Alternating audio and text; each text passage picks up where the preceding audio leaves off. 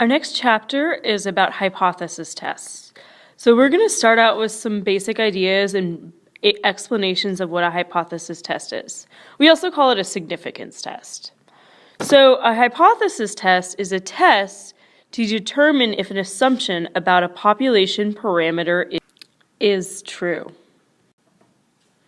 And we'll be doing some examples a little bit later on.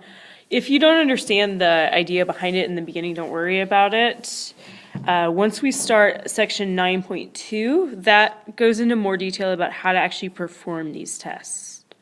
So our first thing is our null hypothesis. And we always write our null hypothesis, we always start it off with an H0. So that's how you see it written. So the word null tends to mean usually something along the lines of no difference or no change. So what we're going to do is, this is just, I'll give you the definition. The basic idea, though, is it's the claim that we weigh evidence against. And one thing that's important with our null hypothesis is it's always going to, and at least in this class, it's always going to be written with an equal sign. Occasionally you'll write it in words, but generally the idea of it is going to be with an equal sign. The alternative hypothesis, which we will we'll write it as HA. Sometimes you'll see the A capitalized, sometimes you'll see it lowercase, it doesn't really matter. So the alternative is, I'm going to say it's generally the claim that we suspect to be true or that we hope to be true. But the big thing is that it's that there has been a change of some sort. So we'll do some examples and you'll see where this is. And this one we're going to use, it's always going to use either a less than, a greater than, or a not equal to. At least when we write out in symbols. Like I said, we might be writing these in words occasionally also. So for our first example, we're going to be writing our first hypotheses. So they're telling us that last year the mean weight of some pineapples was 31 ounces. So you'll notice right away that we're looking at means. A new irrigation was installed. They wonder if the change increases the mean weight of pineapples in the field this year. So they're going to ask us to state appropriate hypotheses, and also we want to define the parameter of interest. I'm actually going to go backwards, and I'm going to do the parameter of interest first. In general, with all hypothesis tests, you're going to want to state your parameter first. It's kind of like when you do word problems and you start by defining a variable. So remember that we're working with means and we're working with the parameter. So we're going to be looking at the population mean, which is the Greek letter mu. In this case, mu is going to be the mean weight of the pineapples this year.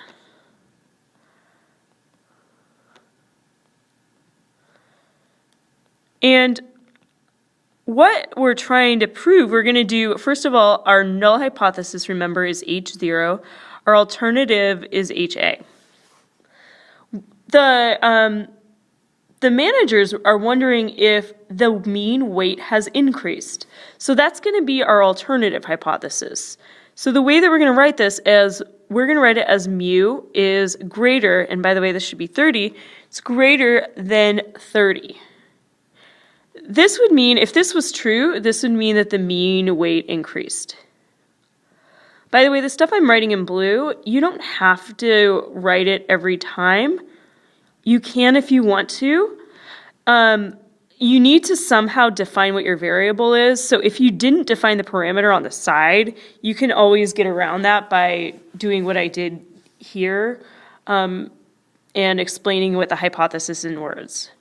And actually, your alternative and your null are always going to be the same format with the exception of this being equal. So what the null hypothesis is, it's saying that the mean weight is still 30. In other words, we're saying with the null that the mean weight hasn't changed.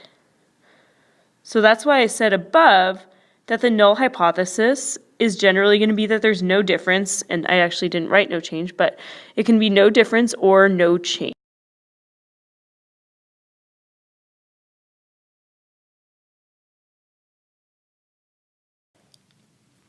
So in our next example, we actually have a percentage here, which means that we are going to be using proportions. So just make sure that you notice which of the two, whether you're using means or proportions, which of the two you're using. So we need to state a hypothesis, and we're also going to define the parameter of interest. And the first thing with the parameter of interest that's important is that we are going to use the parameter p. So just beware of what you're doing there. So with hypotheses, we always use parameters. So in this case, our p is going to be the percentage or proportion of all students at Yvonne's school that either seldom or never argue with their friends. And we're going to use that to write our hypothesis.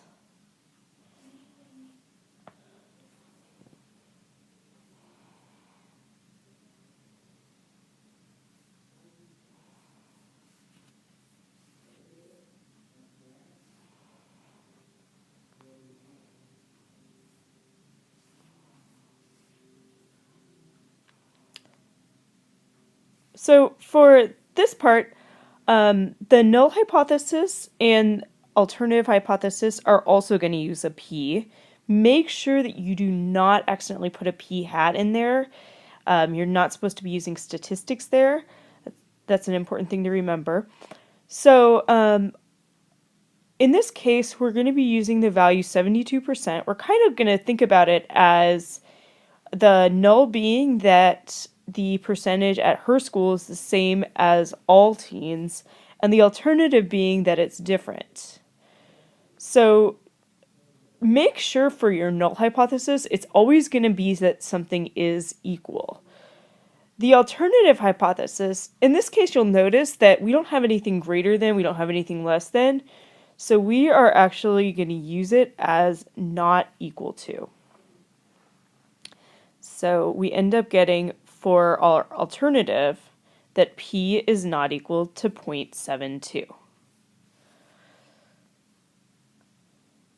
The other thing I want you to notice is that the null is always going to be the same as the alternative, but with just the sign change. The null is always going to be equal. The alternative is actually going to be one of three things.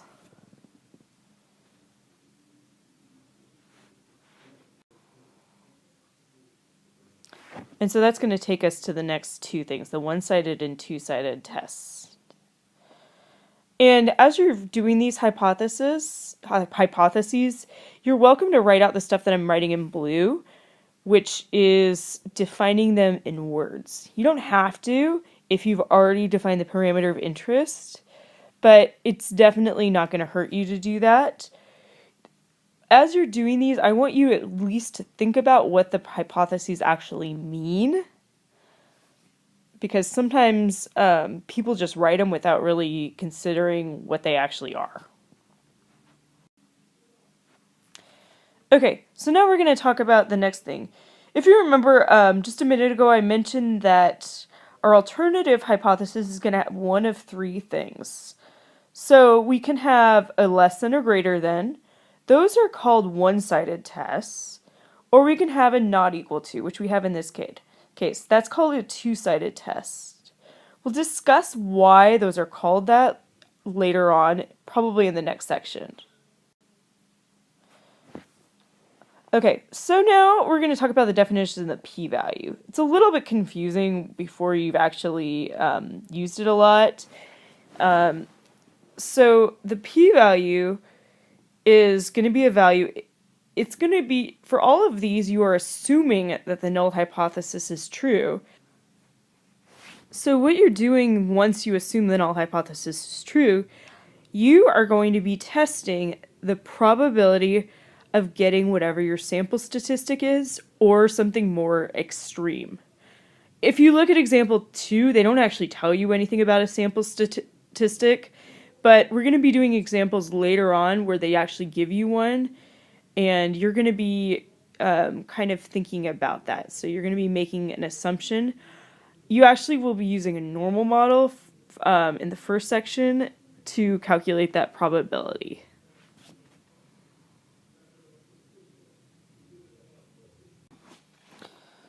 Okay, so for our next example, we're going to go back to the first example with the Hawaii Pineapple Company.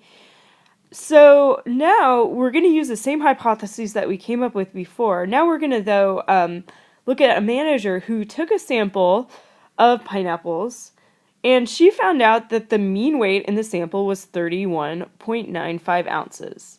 Now this is only a sample. Just remember that. You can write it as x bar equals 31.95. We do not know the actual weight of all of the pineapples. It does look pretty good for our alternative, though, because that is bigger than 30. So what we're going to do now is we're going to talk about what it would mean for the null hypothesis to be true. So if the null hypothesis was true, that would mean that the actual mean weight in the sample was 30 ounces, which was the same as they had last year. So this idea would, if the null was true, that would mean that there was no change from last year. So remember, the word null often signifies no change. So in this example, it would definitely be a no change. So now what we're going to do is we're going to interpret the p-value. This p-value is very important. It's what we're doing is we're assuming that the null hypothesis is true. We want to find the probability that if the null hypothesis is true, the probability of getting a sample mean of 31.95 or higher. We can't just automatically say that 31.95 is bigger than 30 and say that we're done. She could have just gotten lucky in her sample and gotten the biggest pineapples. So we're actually going to run a hypothesis test here. And she ran a hypothesis test, found that the p-value is 0.001, which is really small. And usually we're going to be looking for small p-values. So what this p-value means would be if the actual mean weight of the pineapples was 30, which remember is our null hypothesis. So they're saying if the null hypothesis is true, then the probability of getting a sample mean of 31.95 or higher would be that p-value, that 0.001. So you'll see that this probability of getting that sample mean or more is the same. The probability is really, really small, which means it's very unlikely that it would have happened if the null hypothesis was true.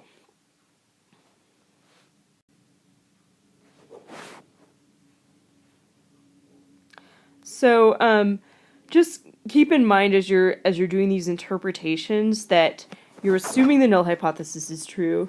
You want to find the probability of getting the sample mean or sample proportion in some cases, or more extreme. So there's always at least one multiple choice question where you have to do an interpretation of this.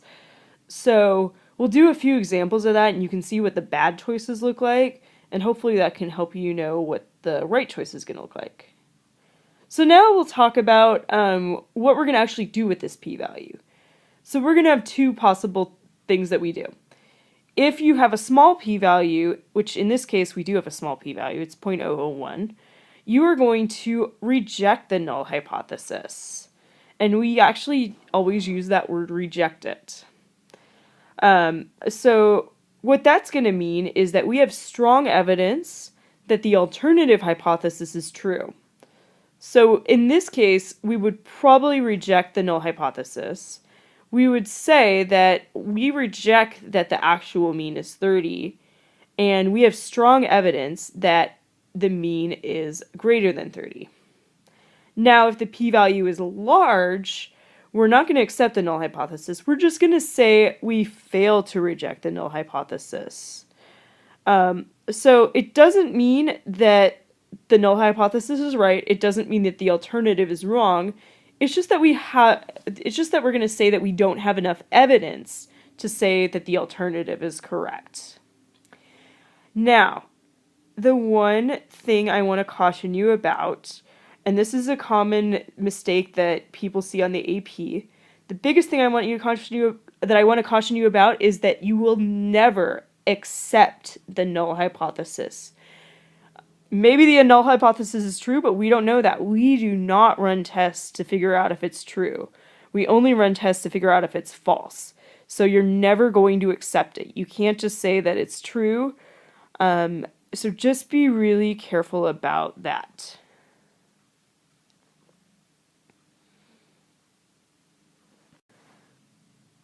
So the last thing that we're going to talk about is what's called our significance level, which we also call our alpha level. So you'll notice we denote it by the Greek letter alpha. So our significance level, we say, is our threshold level for deciding whether to reject or fail to reject a null hypothesis. If you notice back in the definition of, or back in the previous slide where I said if the p-value is small, we reject or fail to reject. The p-value being small, a lot of people would have different ideas of what small means. So what we're going to do is we're going to use this alpha level to determine if our p-value actually is small or if it's large. So we will we'll have a few different alpha levels, but for the most part, we are going to use alpha equals 0.05. That one tends to be our default level. So if you are not given an alpha level, what I would recommend if you're on an FRQ, just write alpha equals 0.05, just so that the people grading it can see that you are using it, and then use that to help you out.